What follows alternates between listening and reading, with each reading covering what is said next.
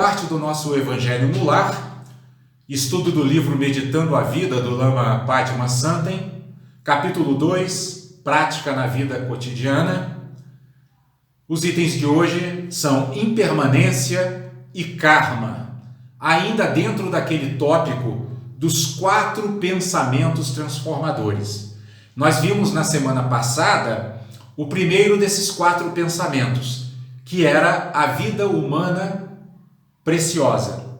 Agora vamos ver o segundo, impermanência, e o terceiro, que é o karma, né? E nesse segundo pensamento transformador, denominado impermanência, o Lama comenta a respeito dele. O segundo pensamento é sobre a impermanência. Tudo é impermanente. Estamos sempre buscando o que é estável, mas nos enganamos.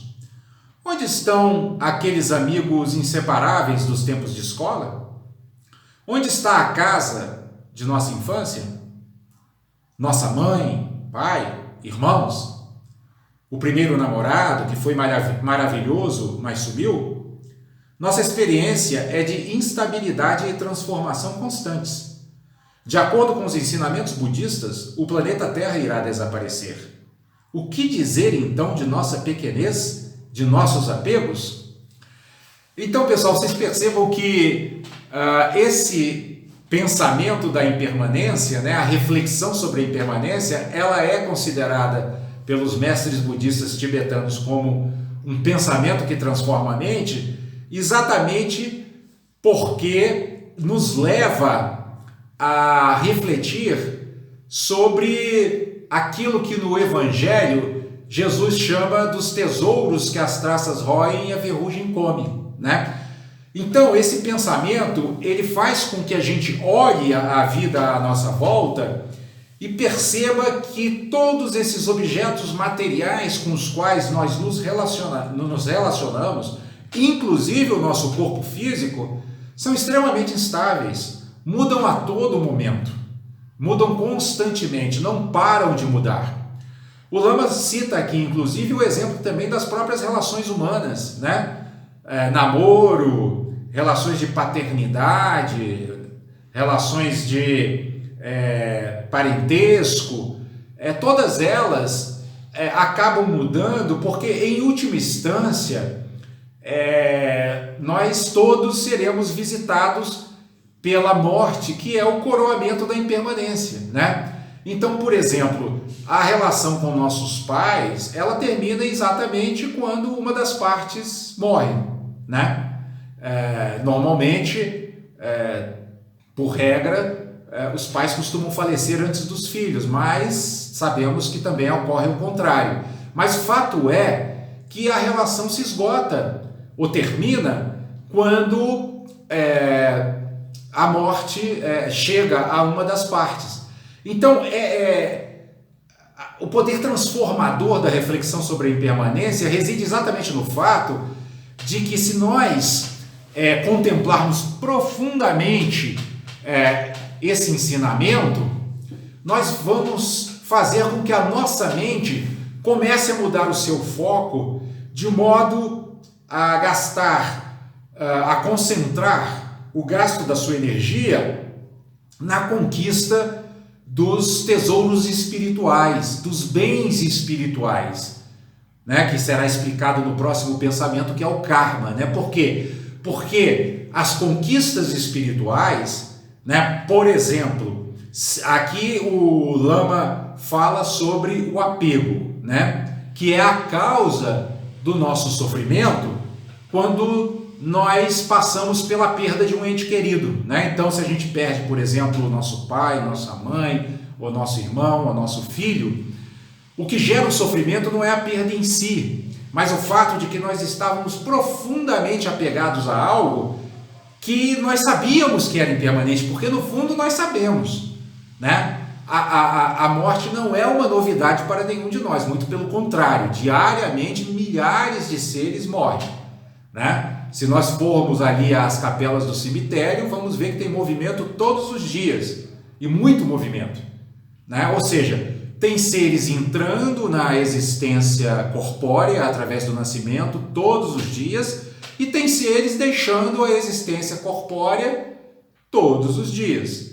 Então é um fato natural, né? Entretanto, nós permitimos que em nossos corações se desenvolva o apego, o que é um ato de profunda ignorância. Por quê? Porque se nós sabemos que nascimento e morte são fenômenos naturais e que, portanto, essa vida é impermanente, por que deixamos, né, que essa erva daninha do apego se desenvolva em nossos corações e em nossas mentes?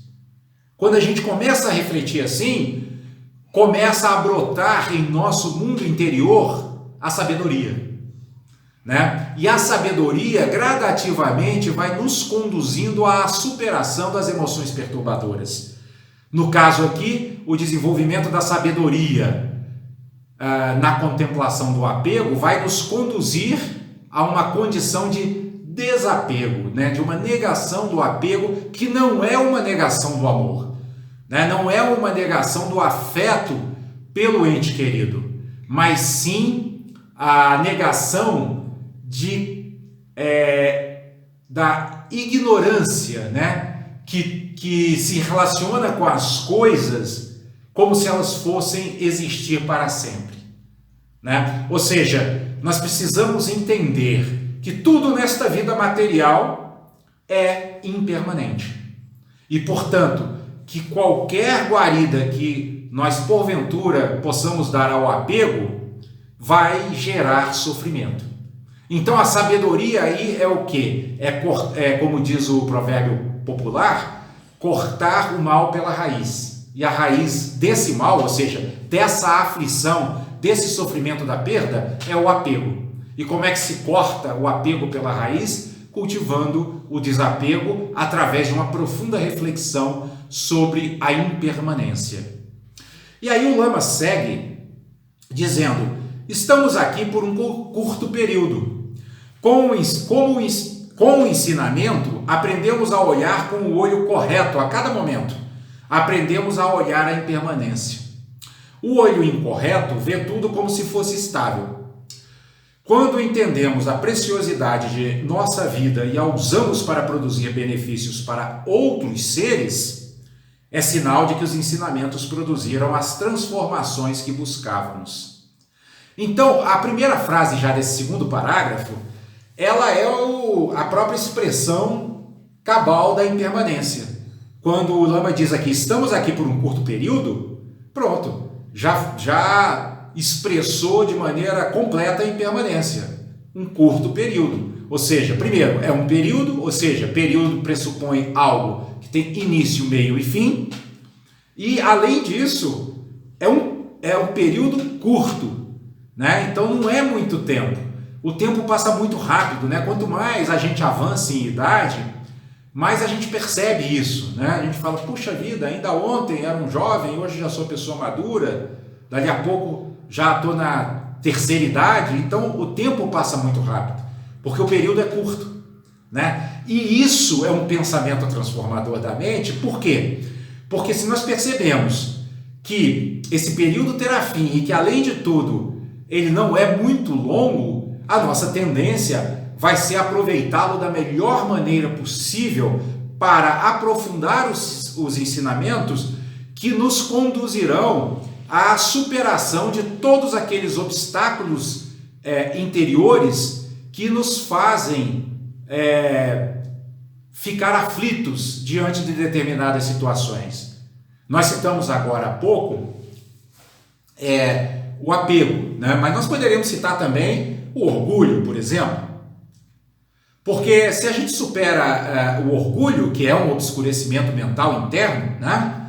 É uma emoção perturbadora, né, que nós carregamos dentro de nós, se a gente supera o orgulho, nós em momento nenhum mais da nossa existência, e mesmo de existências futuras, iremos sofrer ou nos afligir por causa de orgulho ferido. Por quê? Porque superamos o orgulho, dissolvemos o orgulho dentro de nós. Cultivamos o antídoto do orgulho, que é a humildade, né? E humildade nada mais é do que a capacidade de perceber que não sou um ser diferente dos outros, não sou um ser especial, sou um filho de Deus como qualquer outro ser e, portanto, estou sujeito aos problemas e aos males que todos os seres sofrem.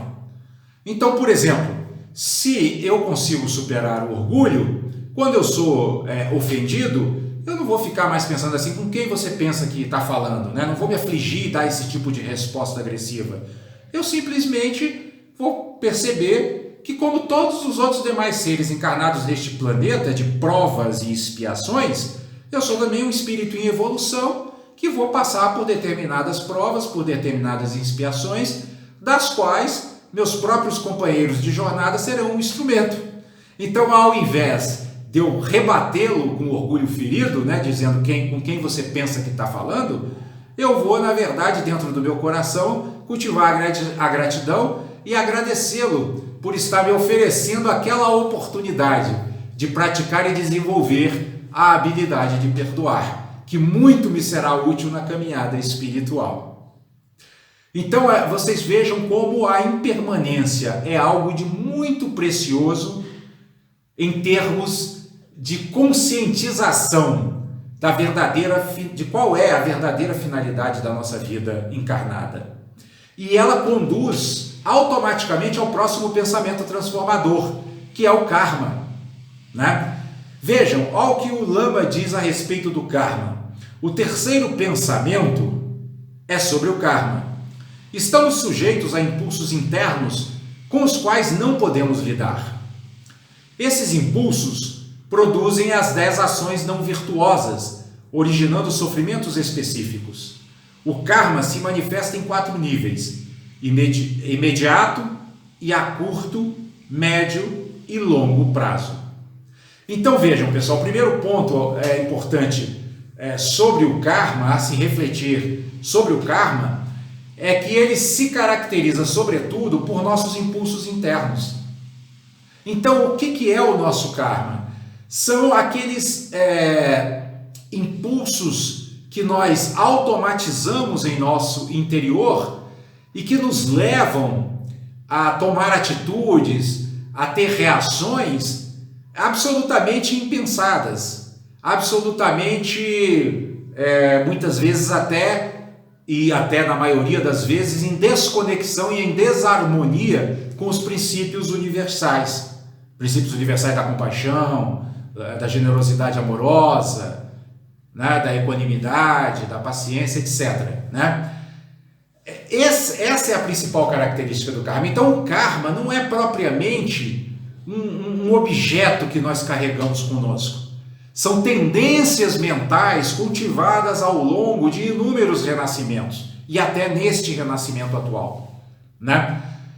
E são impulsos que estão dentro de nós como os grandes desafios a serem superados com a espada da sabedoria, né? Só a espada da sabedoria vai conseguir cortar esses impulsos e transformá-los em ações conscientes.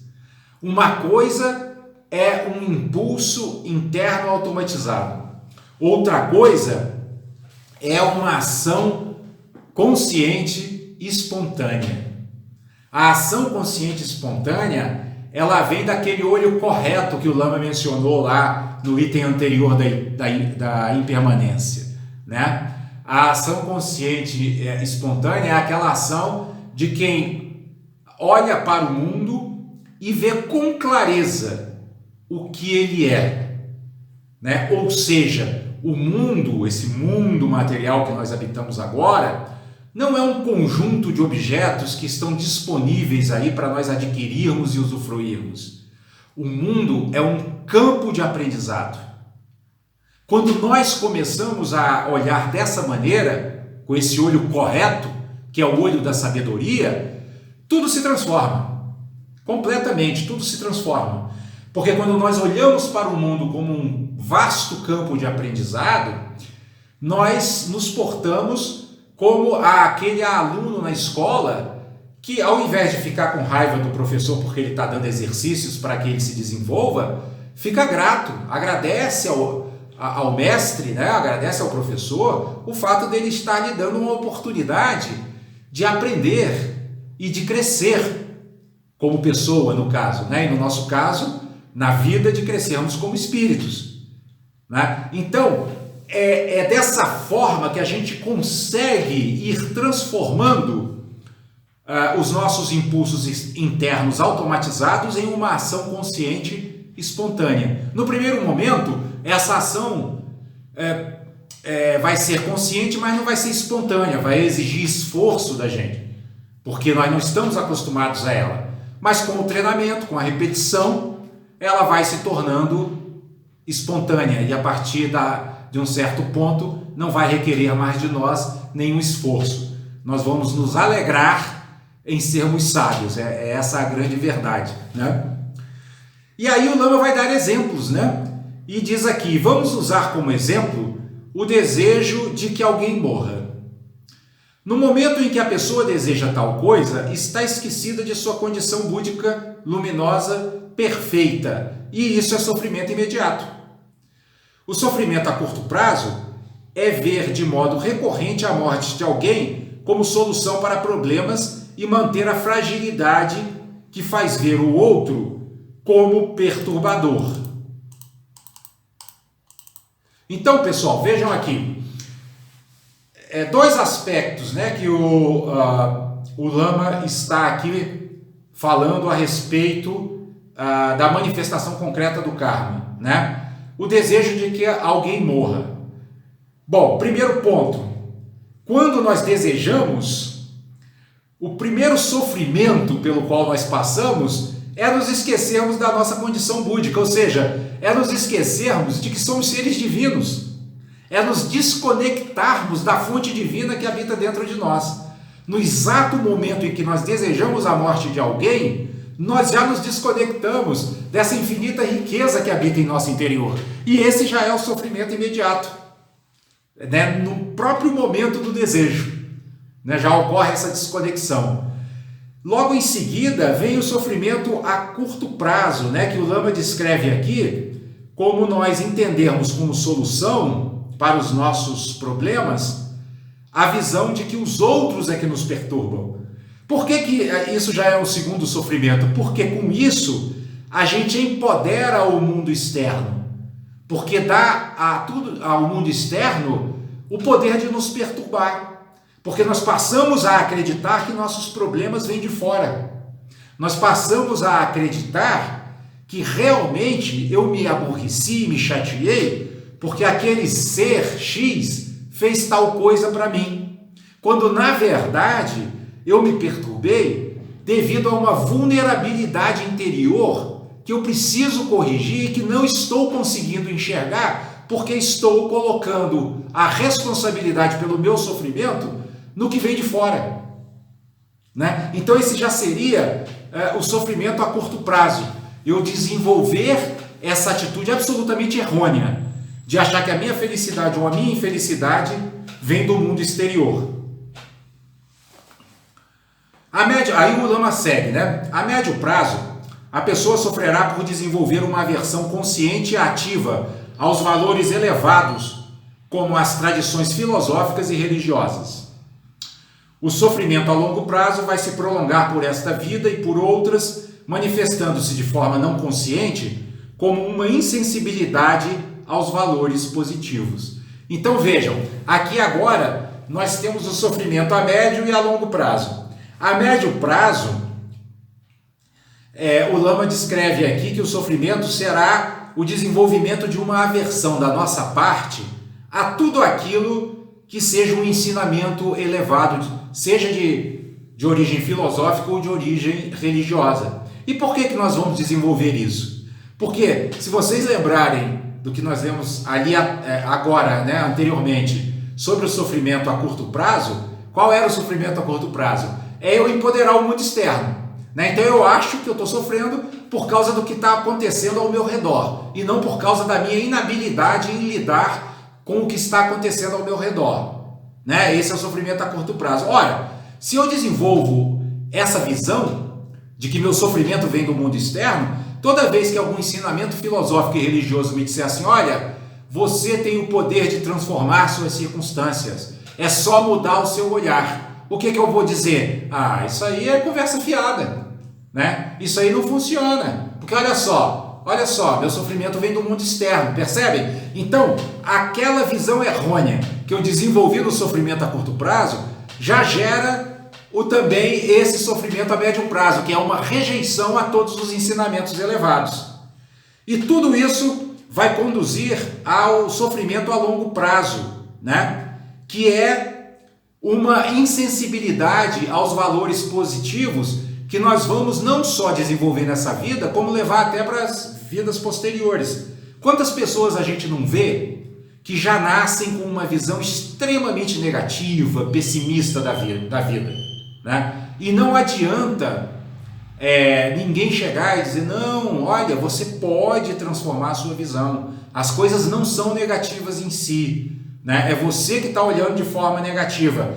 Só que a pessoa cultivou aquilo de tal maneira, tantas vezes, com tanta intensidade, que ela não consegue mais ter qualquer sensibilidade aos valores positivos. Ela não escuta mais qualquer ensinamento que possa conduzi-la a uma transformação, né, que possa conduzi-la a uma tranquilidade maior, né? E é por isso que aqui no final do parágrafo o Lama vai dizer: o renascimento em reinos inferiores ocorrerá por um impulso natural da mente desse ser, produzido pela sensação de que os valores de agressão, competição, inércia, carência e medo são a realidade natural do mundo.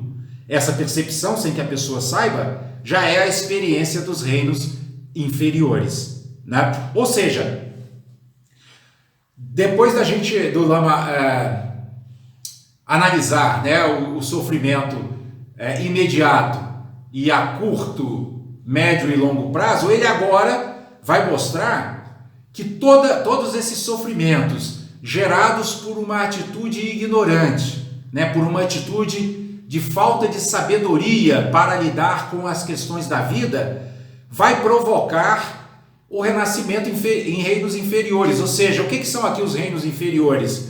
É um estado psicológico e interior negativo que acha que as coisas só podem ser resolvidas ou pela agressão, ou pela competitividade, ou pela carência, ou pelo medo, ou pela raiva, ou até pela própria inércia, né? Como a inércia seria assim: ah, não adianta eu fazer nada, não adianta, o mundo é ruim mesmo, né? Então, renascer de um reino inferior, aqui nós podemos entender como permitir que no nosso interior se desenvolvam as ervas daninhas de todas essas emoções perturbadoras que nos fazem ver o mundo como hostil e não como um campo de aprendizado.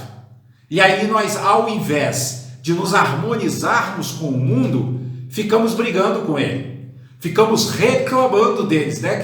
Reclamando dele, que foi o tema da nossa mensagem de hoje, né? Nós ficamos reclamando, ao invés de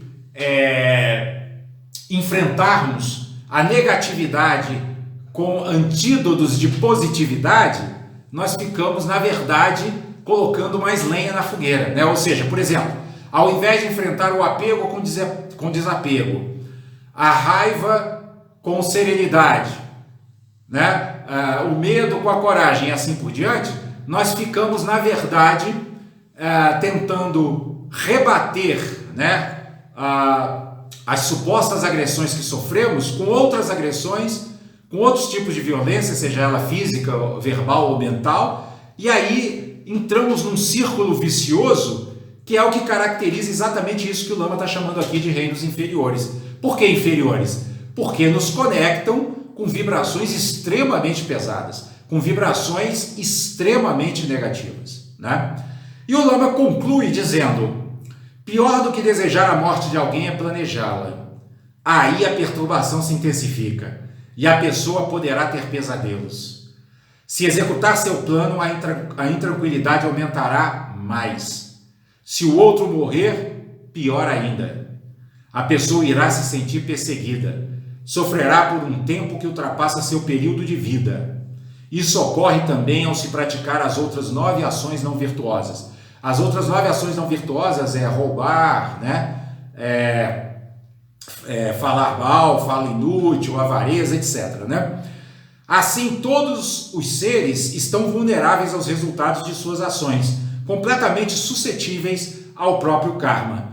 Então, aqui na conclusão, o que o Lama está dizendo é o seguinte: se nós pensarmos em matar alguém, se nós desejarmos a morte de alguém, já vai ter um sofrimento imediato, que foi aquele que nós vimos lá atrás, né? Mas pior do que isso, além de desejar, nós planejarmos. Porque aí significa que nós estamos mergulhando ainda com mais profundidade na negatividade dessas vibrações pesadas. E pior ainda é que se eu conseguir executar o meu plano, porque aí eu vou estar mergulhando num nível de vibração ainda mais pesada que aquela do planejamento. Então vejam que esse é um caminho que nos leva às profundezas daquilo que nós poderíamos chamar de verdadeiros infernos espirituais, né? Que são esses campos vibracionais extremamente negativos, extremamente pesados, onde reinam raiva e medo, basicamente, né? Onde o tempo todo os seres estão querendo resolver suas situações, ou se enraivecendo, né, para amedrontar os demais, ou se amedrontando diante da raiva daqueles que eles julgam que são mais fortes do que eles, né? Então é isso que são os reinos inferiores. E aqui vocês percebam que nesse parágrafo, melhor seria que a pessoa que planejou algo negativo não consiga executá-lo. Por isso, para nós que procuramos seguir um caminho espiritual, muitas vezes é útil a gente usar da compaixão irada, né? Compaixão irada, ou seja, firmeza, para não deixar que um ser pratique um ato negativo, porque ele está se prejudicando. Então, não deixar que ele pratique o ato negativo, ainda que usando algum tipo de ação que exija mais força, é compaixão. Por quê? Porque evita que ele cultive mais sofrimento para a sua vida, né? Então, se, por exemplo, na nossa sociedade, o encarceramento de criminosos tivesse essa visão, ou seja, a visão de evitar que aqueles seres se afundem ainda mais na prática de negatividades, então nossa sociedade seria uma sociedade compassiva. Mas, infelizmente, as pessoas são encarceradas com um pensamento punitivo, né? Do tipo, você fez, você vai pagar, né? Você merece mesmo sofrer. Isso não é compaixão, muito pelo contrário. Isso é uma crueldade, isso é uma rigidez injustificável do ponto de vista espiritual. Porque Jesus foi muito claro quando disse: não julgueis para não seres julgados. Então nós não deveríamos julgar os seres. Nós deveríamos sim oferecer oportunidades para que eles não aumentem as suas negatividades e para que também nesses ambientes de encarceramento encontrem recursos para cultivar as suas qualidades positivas e superar as negatividades que praticaram. Isso seria uma sociedade virtuosa, isso seria uma sociedade compassiva, pela qual a gente procura sempre orar e rezar aqui em nossas reuniões do Evangelho, né? Então, o grande pensamento a guardarmos aqui a respeito desse tópico que nós estamos encerrando agora é isso que o Lama diz aqui na última frase: é nos conscientizarmos de que estamos todos vulneráveis aos resultados de nossas ações. Estamos completamente suscetíveis ao karma. Na linguagem espírita, estamos totalmente suscetíveis à lei de causa e efeito. Não há nada que nós plantemos que não iremos colher no futuro, seja nesta ou em vidas futuras, ou até no plano invisível, né? E isso vale tanto para as ações positivas quanto para as negativas. Então procuremos, no nosso cotidiano, cultivar sempre as boas sementes, as sementes da compaixão, as sementes da generosidade amorosa, as sementes da equanimidade, para que, construindo um karma positivo, nós possamos